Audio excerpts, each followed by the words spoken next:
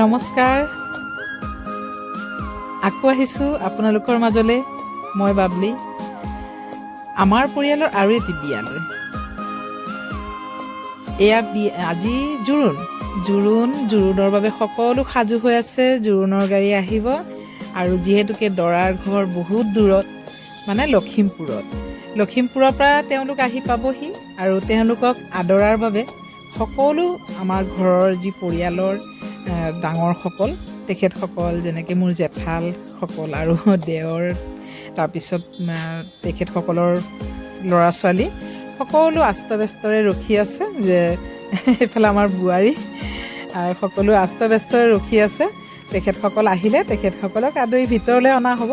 এইফালে আমাৰ মোৰেই মানে ভাগিন জোৱাই, তাৰপিছত এইফালে হ'ল আমাৰ বোৱাৰীসকল। চব মানে এতিয়া জোৰোণ আহি পোৱাহি নাইতো, ঘৰৰ বোৱাৰী জীয়াৰী সকলো বহি আছে। তাৰপিছত এইফালে মোৰ ডাঙৰ জা, এয়া মোৰ মাজু জাত আৰু পৰিয়ালৰ সকলো, মানে তেওঁলোকৰ পৰিয়ালৰ আমাৰ পৰিয়ালৰ সকলোখিনি মানুহ গোট খাই একেলগে চব বহি আছে। এইফালে আছে এখেতৰ খুৰী, তাৰমানে আমাৰ খুৰী শাহু, মোৰ মিষ্টাৰৰ খুৰী। আৰু সকলো জোৰোণৰ বাবে সকলো অপেক্ষা কৰি আছে। জোৰোণৰ দৰা ঘৰৰ পৰা সকলো আহিব। এয়া মোৰ মাজু যে আপোনালোকে চিনি পায়। আৰু এইফালে আছে মোৰ মিষ্টাৰৰ বৰ্তাৰ খুৰাকৰ পৰিয়ালৰ আমি জা জোৱালীখিনি, তেওঁলোকৰ বোৱাৰী জীয়াৰী। আৰু এইফালেতো একদম এয়া আহি আছে, দেখিছেনে নাই? এয়া মোৰ ডাঙৰ জা, এয়া আপোনালোকে চিনি পায়েই, মোৰ ভিডিঅ'ত পায়ে থাকে। আৰু এইফালে এয়া মোৰ মিষ্টাৰৰ ভাগিন। এইফালে হ'ল এই যে মোৰ ডাঙৰজাৰ জীয়াৰী, তাৰমানে আমাৰ বংশৰ ডাঙৰ জীয়াৰী। তাৰপিছত এনেকৈ সকলো সাজু হৈছে। জোৰোণ আহি পাবহি, সকলোৱে অপেক্ষা কৰি আছে জোৰোণ আহি পোৱাৰ। আৰু এইফালে সাজু কৰি হৈ গ'ল। সমাজ দুখনকৈ পাতিবলগীয়া হৈছে। এখনত মহিলাসকল থাকিব আৰু এখনত পুৰুষৰ সমাজ। এই আমাৰ ময়ে ক'লোঁ জীয়াৰীহঁতক ঘূৰি দিবলৈ অকণমান। তেওঁলোকক অকণ ঘূৰি দিলে আমি সকলোৰে ফটো উঠালোঁ, অকণমান ভিডিঅ' কৰিলোঁ। ভাল লাগে বিয়া জোৰোণত বা বিয়াত ইমান সাজি কাচি অহা হয়, ফটো ভিডিঅ' থাকিলে ভাল লাগে। আৰু এইফালে হৈ গ'ল লাড়ু পিঠা দি সুন্দৰকৈ একদম আমাৰ জোৰোণৰ মানুহখিনিক খোৱাবলৈ একদম প্লেট সজাই থোৱা হৈছে। আৰু এয়া আমাৰ কইনা সাজু হৈ আছে। আজি তেওঁ নতুন জীৱনত ভৰি দিব আৰু আহি পাই গ'ল। অপেক্ষাৰ অন্ত পৰিল, আহি পালে জোৰোণ। এতিয়া দুইগৰাকী বিয়নীক আদৰ সাদৰ কৰিব, মৰমৰ ভাৱ বিনিময় কৰিব। আৰু মোৰ জা, তেওঁ বিয়নীক আদৰি নিব ভিতৰলৈ। এইখিনি সময়ত আদৰাৰ পৰ্ব। আমাৰ সমাজত যি নীতি নিয়ম, সেই নিয়মখিনিৰে সুন্দৰকৈ আদৰি লৈ যাব। তেখেতক আদৰিছে কইনাৰ মাতৃয়ে, দৰাৰ মাতৃক আদৰি আছে। এতিয়া হ'ব ঘট সলনা সলনি, শৰাই সলনা সলনি। এইখিনি নিয়ম কাৰণ হোৱাৰ পিছতহে ভিতৰলৈ যাব। সঁচাকৈ নিয়মবোৰ, আমাৰ যি পুৰণা নীতি নিয়ম, সেই নীতি নিয়মবোৰ যেনেকৈ চলি আছে তেনেকৈ চলি গৈ থাকক অনিৰ্দিষ্ট কাললৈকে। আমাৰ উঠি অহা প্ৰজন্মই এইবোৰ নীতি নিয়মৰ ধৰি ৰাখক, আমি সেইটোকে কামনা কৰিম। বিয়াৰ সবাহতে আমাৰ অসমীয়া নীতি নিয়মসমূহ চাবলৈ পোৱা যায়, শিকিবলৈ পোৱা যায়। ইয়াৰ পৰা যথেষ্টখিনি শিকিবলৈ পোৱা যায়। বয়োজ্যেষ্ঠসকলে নিয়মবোৰ শিকাই গৈ থাকে আৰু উঠি অহা প্ৰজন্মই নিয়মবোৰক আঁকোৱালি লৈ সেই নিয়মৰ পৰম্পৰাখিনি তেওঁলোকে, আমিবোৰে এনেকেই চলাই গৈ থাকিম। তাৰপিছত আমাৰ পিছৰ প্ৰজন্ময়ো এনেকেই নীতি নিয়মৰ মাজেৰে আগবাঢ়িব। আৰু এতিয়া যিহেতুকে বিয়াখন বিবাহ ভৱনত হৈছে, ইয়াত মানে আপোনাৰ আজি জোৰোণৰ বাবে বিবাহ ভৱনখন লৈছে আৰু কালি বিয়াৰ বাবে। আৰু এতিয়া এই বিবাহ ভৱনতে তেখেতসকলক আদৰা হৈছে আৰু ইয়াতে সকলোখিনি কাম হ'ব বিয়াৰ। এতিয়া তেওঁলোকে অনা সকলো কইনালৈ অনা, সমাজলৈ অনা তেখেতসকলৰ মিঠাই, তামোল পাণৰ পৰা আৰম্ভ কৰি অলংকাৰ, কাপোৰ কানি সকলোখিনি সজাই পৰাই লৈ, এয়া আমাৰ কইনাক, দৰাৰ মা, আমাৰ কইনাৰ শাহুমাই কইনাক ভগৱন্তৰ ওচৰত প্ৰাৰ্থনা কৰি শিৰত সেন্দুৰ দিলে। এতিয়া অলংকাৰ পৰিধান কৰিব। তাৰপিছতেই বস্ত্ৰ, তেওঁলৈ অনা প্ৰতিযোৰ কাপোৰ তেওঁলৈ আগবঢ়াই দিয়া হ'ব আৰু এনেকৈ সুন্দৰকৈ নিয়মবোৰ হৈ গৈ থাকিব।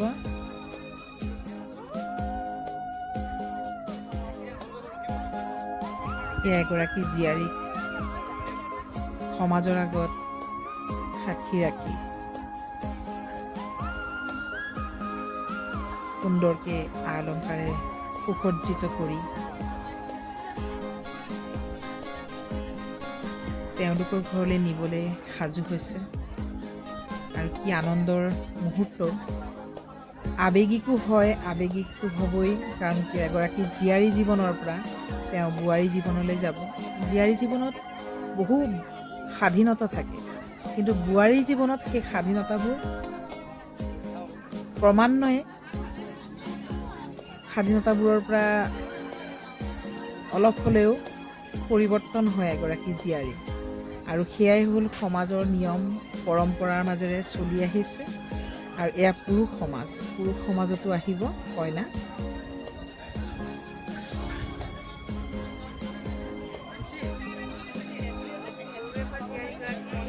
ডাঙৰ হয় খুব শস্য উল্লাসৰ মাজেৰে। যৌৱনত ভৰি দিয়াৰ পিছত তেওঁলোকৰ বহুত চিন্তনীয় বিষয় হৈ যায় জীয়াৰীগৰাকীক ডাঙৰ কৰালৈ পেলাই। আৰু সেই তেতিয়াৰ পৰাই শিক্ষাবোৰ দিয়া হয়, কেনেকৈ সমাজত এগৰাকী জীয়াৰী চলিব লাগে। তাৰপিছতে যেতিয়া বোৱাৰী হ'বলৈ ধৰে তেওঁলোকৰ লাহে লাহে বান্ধোনবোৰ আহি যায় আৰু এয়া এতিয়াও তেওঁলোকে তেওঁলোকৰ কাম কৰি আছে। ময়ো অকণমান ব্যস্ত আছিলোঁ, যিহেতুকে জোৰোণ সেইদিনাখন। জোৰোণ কাৰণে জোৰোণত ব্যস্ত অকণমান ইফাল সিফাল কামতো লাগিবলগীয়া হৈছিলে। মাজে মাজে কিছু মই ধৰি ৰাখিব পৰা নাছিলোঁ, যিহেতুকে ভিডিঅ'বোৰ ময়ে কৰি আছিলোঁ। মোৰ মিষ্টাৰো যোৱা নাছিলে সেইদিনাখন, অকণমান ব্যস্ত আছিলে তেখেত, সেইকাৰণে যাব নোৱাৰিলে। আৰু সেইকাৰণে ময়ে ভিডিঅ'বোৰ মাজে মাজে আহি পেলাই কৰিবলগীয়া হৈছিলে। আৰু এইফালে ময়ো অলপ ওলাই দিছোঁ, কাৰণ কিয় এই গোটেই ভিডিঅ'টো কৰিবলৈ যাওঁতে মই একদম নিজকে দেখুৱাব পৰা নাই। অলপ ভালো লাগে দেখুৱাব পাৰিলে, কাৰণ আমি সকলোৱে সাজি কাচি আহোঁ জোৰোণ বুলি ক'লে, আৰু অকণমান সাজোন কাচোনবোৰ অলপ বেছি হয় বিয়া জোৰোণ এনেবোৰত। আৰু সেইকাৰণে অকণমান ওলাই দিলোঁ, আৰু নিজেও ভালো লাগে দিয়কচোন নিজকো অকণমান দেখুৱাই।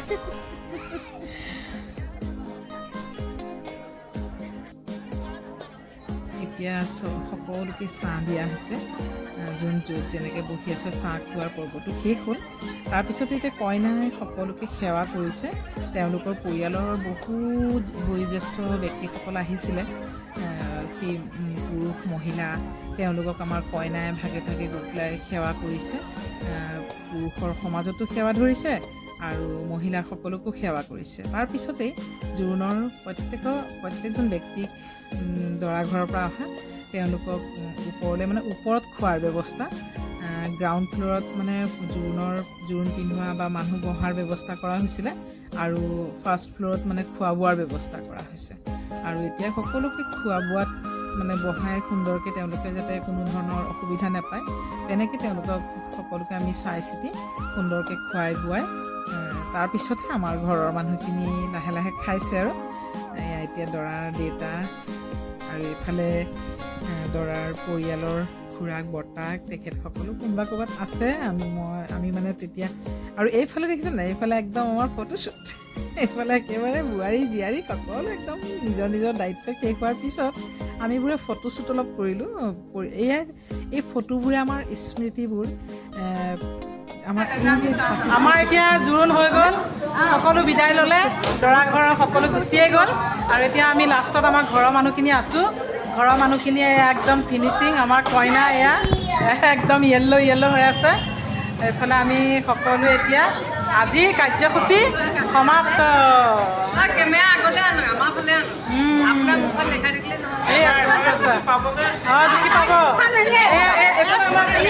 আমাৰ কইনা দেউতা উঠিবই পৰা নাই, দেহি ভাগৰি গৈছেগৈ। আমাৰ ভাবি বোৱাৰীও আছে সেইফালে একদম এতিয়া সাজু হৈ যোৱা আৰু বংশ ডাঙৰ দেই, সাজু হোৱা আৰু একদম।